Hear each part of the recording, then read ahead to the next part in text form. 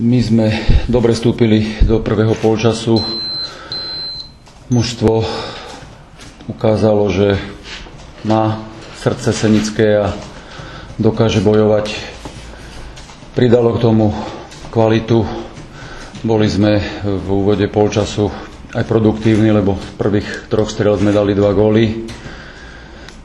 Dnes mužstvo ukázalo, že keď dodrží aj taktické pokyny, tak jednoducho dokáže takýto zápas zvládnuť bez väčších problémov a myslím si, že až možno na taký úsek od 75.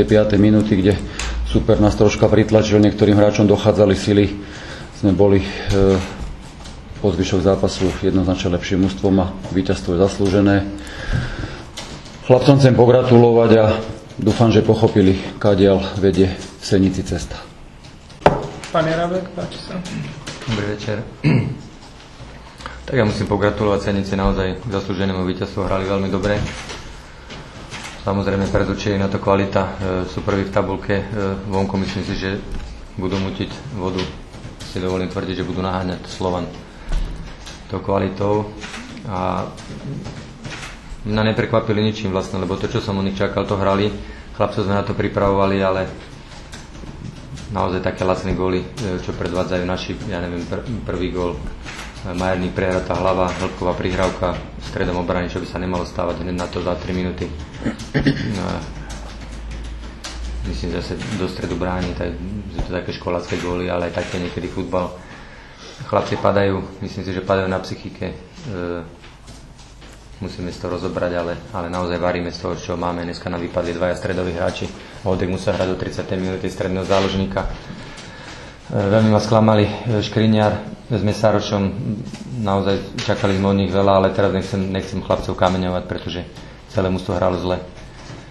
Bez agresivity a bez srdiečka, takto sa futbal hrať nedá. A hlavne tí starší, ktorí majú ťahať družstvo, ktorí sú kmeňoví hráči vo Vione, tak naozaj predvádzajú veľmi slabé výkony.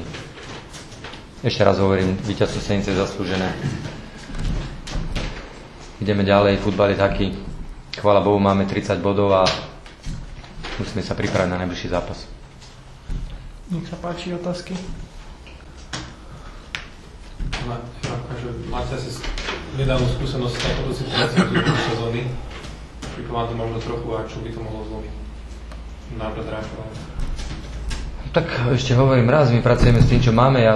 Mali sme nejaké tipy, ale bohužiaľ nepodarilo sa nám teda, je taká situácia, že neprišli k nám, budeme hrať s tými chlapcami, čo máme z nášho dorastu a teda ja si myslím, že by to bolo dobre, len hovorím, tí hráči, tí kmeňoví, ktorí sú tu, tak musia ďaleko viacej odvádzať. Neviem, čo sa im deje v hlavách, ale musia odvádzať iné výkony.